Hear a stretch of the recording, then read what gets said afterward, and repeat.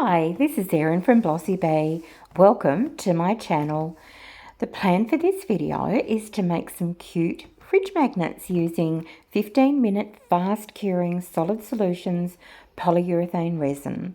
I'm going to use some small floral temporary tattoos to give these a much needed glow up afterwards.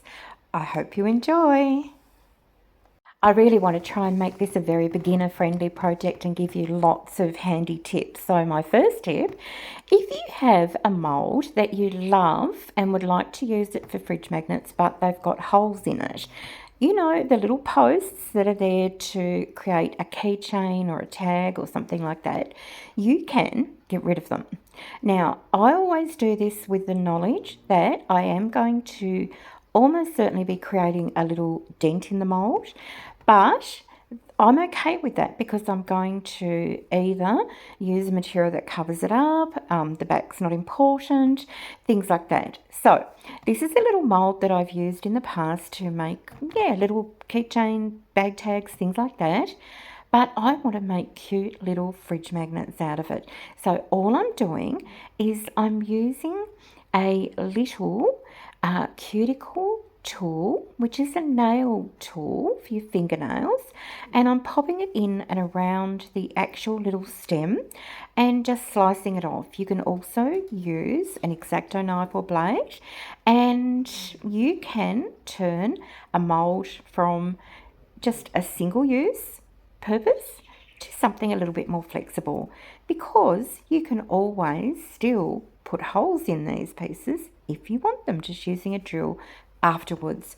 So using this mold, I'm going to make some puppy dogs, but first I've got some cats. Now the cat mold that I'm using, I've got two of, and yes, they look different, and I'll tell you why in a minute.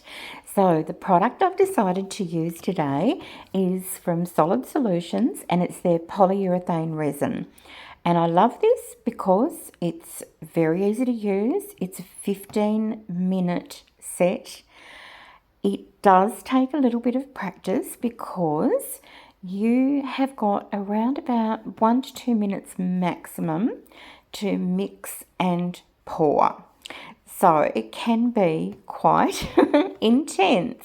Now I'm using one of the Solid Solutions pigment range to tint half of the liquid. It comes in a 1-to-1 ratio. So what I do is I measure out half and then I add in the pigment and mix that in thoroughly. In my experience, it hasn't mattered whether I've used part A or part B to blend the pigment with, and you've really got quite a long working time at this stage because we haven't introduced the two parts to each other. So as long as it's not activated, you've got time to get that perfectly blended in. Then this is where the higher energy situation starts developing when you add the second part. So now the timer has started ticking, and I know in my experience I have about 60 seconds to get this stirred and then to start pouring. It really is that fast. Now I mentioned the mold on the right is looking different and it's got a white sheen to it. That's because it's a very old mold, and I have done a lot of different resin projects in it, including UV resin, and I've found that that can deteriorate your molds over time. So I did buy another one to replace it, the one on the left, but I've kept this one because it is actually perfect for what I'm doing. I don't need a glossy finish on these. I don't need it to be that, you know, brand new mold shininess, because I'm going to be adding embellishments to these and then protecting them with a coating as well. So if you've got an older mold like this, they can still be perfectly good for use as long as you use it for the correct purpose. So here we are. Already this mixture is getting very thick and very warm in my hand, and I know I'm just about to run out of time. So you really can't mess around with this. Once you start, you've got to keep going. And yeah, many a time I've made up too much and you just can't do anything with it. That's just the way it is. So I'm going to mix up a second batch this time. So the first colour I used was that beautiful cherry blossom. And this time I'm going to use pearl white with the goal of trying to get a beautiful creamy white colour. So exactly the same process. I've measured out the same amount and I'm adding in the pigment powder. Now the ratio of pigment powder to the polyurethane resin, you normally get 1% that you're allowed to, and it would be on your manufacturer's details, but I'm only popping quite a small amount in here, and I find that using mica powder to colour these is very successful for me. Now you'll notice that the cats are turning a very pale whitish colour on the back, and that is the colour that polyurethane resin, or at least this one that I'm using, turns as it's curing. So it lightens, and you need to account for that when you're actually weighing up how much you are thinking you need to put in with your pigment powder, because you are going to be diluting it, as this naturally is a very light colour. Once I'm happy with the blended mixture now, with part A and part B in there, I'm going to start pouring. Another tip is to really pinch the edge of your cup to get a tight little pouring spout. And this product is a very watery product, thank goodness, because it moves very freely in the first 60 seconds or so of pouring, and you can get it into lots of little nooks and crannies very easily. And it is a very low bubble. It degasses itself very quickly and easily. It's worth contacting your resin supplier and seeing if, in addition to epoxy resins, they also have a polyurethane resin in their range. And I've worked out the cost of this is fairly comparable to the same amount of epoxy resin. So it's good to have a couple of different materials on hand for different projects. Being a 15-minute cure, this is fantastic for when you want some quick items. And whilst it does take a little bit of practice, after the first couple of sessions of using it, you'll get into a really good rhythm, and you'll get to know exactly how much time you've got to work with it, and you'll feel it warming up in the mixing cup, and it just starts feeling a lot more natural. I remember the first time I used it, it was very stressful. I was literally counting the seconds, and it was very difficult. And I've then discovered that I can tint 1/2 of the 2-part resin, polyurethane resin. So that takes a lot of pressure off as well, because if you wait until both components are mixed before adding the colouring, then you've really got very little time to blend in the colouring and stir the two products together. So I thoroughly recommend polyurethane resin. I really enjoy using it. So 15 minutes later, let's see what we've got. And here we go. So I've made a couple of little extra pieces, as you saw, and I always have those on hand when I'm working with polyurethane resin, like right on hand. Can't emphasize enough how fast this product starts curing. So literally within your fingertip reach. Okay, let's have a look at our little dogs, and they've turned out great. And so I've taken a mould that was only ever able to be used with putting keychains in and things like that, and now I've turned it into just a solid mould. If I still wanted to have a hole in these pieces, I could just use a hand drill or an electric drill and drill a hole through in whatever position I wanted. And now it's time to start demolding the pussycats. So I've ended up with one cream coloured pussycat and the rest are pink, and they've all come out beautifully. There's really no bubbles. There is a tiny little bit of overpour with a couple of them, but that comes off so easily as they're being freshly demolded. So I'm really happy with these. Now it's time for the exciting part, to give them a glow up and get them looking all pretty. My weapon of choice for the glow up is temporary tattoos. So I have a lot of these. They come from Temu, Shein, places like that, and they usually come in really large bulk packs, say 50, I think I've even bought 100. And whilst you don't always get beautiful patterns, it's worth going through them. So you'll see there I had the cat flipped over because I just want to see what shape the tattoo is going to be when it's reversed, because of course the image you're looking at is going to be flipped when you place it down. So cut it out according to the shape you want. Peel off that protective layer of film, place it down onto your piece, and then using a wet sponge or damp sponge, press down until you feel movement. Now this one, perfect. But did you see, first of all, when I tried to remove it, without getting that slippy feeling, a little bit was still clinging. So don't risk it. Just wait until you feel that little wriggle. Now, if you have any little pieces hanging over the edges, leave them for now. We're going to let them dry and then we'll remove them afterwards, and I'll show you how to do that. And I like to have a couple of pieces on the go usually, because I like the paper to have enough time to get soaked and sit there.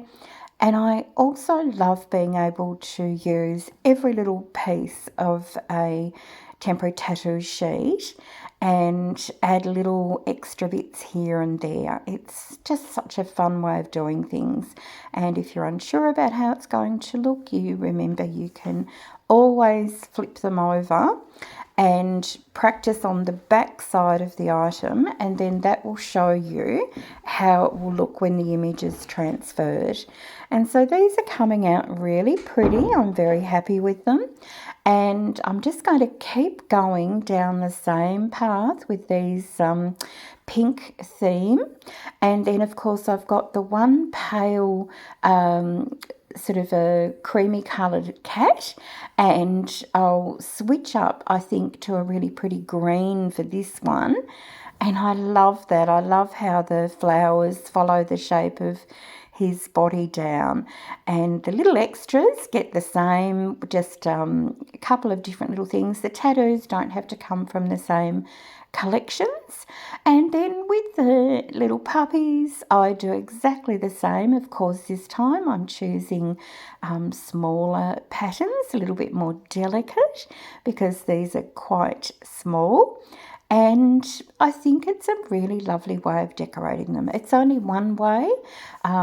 You can also use UV DTF stickers, decals. You can use nail art, all sorts of things.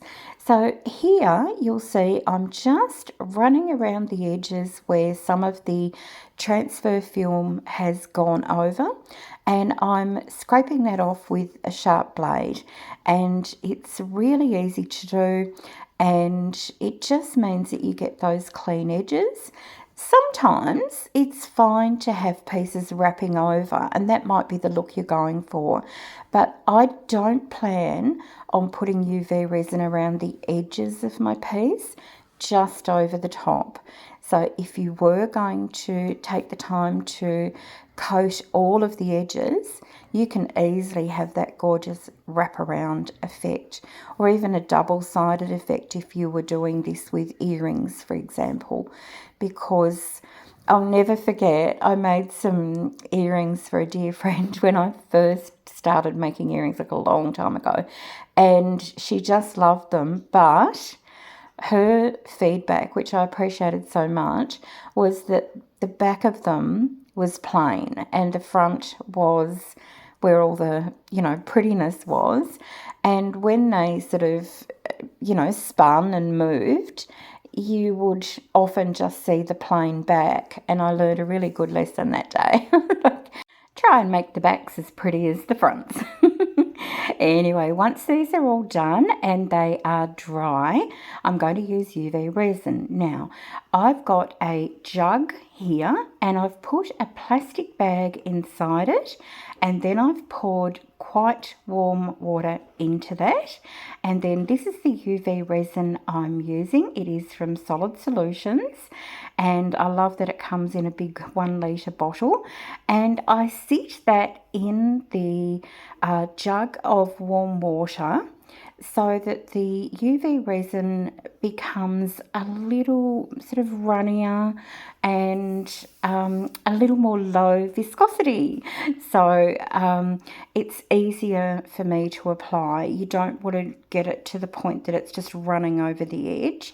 And by putting that plastic bag in there, it protects the container. I can just reuse that bag next time that I want to sit the UV resin bottle in there. And so I'm just going to very carefully apply the UV resin. I'm actually working at night here, so I don't have to worry about the UV resin curing. Now, classic mistake, and I wanted to keep it in and show you, I have gone over the edge. Now, in my experience with UV resin, once you go over the edge of an item, you've broken that resistance there, and it will just keep going over. Once resin's been over somewhere, it'll keep flowing over. So I find the really best way of dealing with it is to start again. So I'm just tipping the UV resin from that one onto this cat, and then I'm going to wipe this one off. I'm going to give it a quick cure so I know there's no wet UV resin left on it, and then I'll have another go. So often when you are doing very fine details, it is actually better to use a smaller bottle, and you have to make sure though, if you're going to keep it in that bottle, that it is a black UV resistant bottle, so with a needle tip, and you can get those. And otherwise you can of course use a little clear one, but that resin, as soon as any UV light gets anywhere near that bottle, is going to cure in the bottle. So this night I was just obviously being a bit lazy, sorry. I was just using the giant bottle, and then I'm just using a scribing tool there to gently push the resin up to the edges and making sure that it's just touching the edge and that the surface tension of the resin isn't broken. If you remember at school, you did an experiment about how many drops of water you could get onto a small coin before they tipped over. This is exactly the same. We're pushing the resin as far as we can without it tipping over and breaking the surface tension.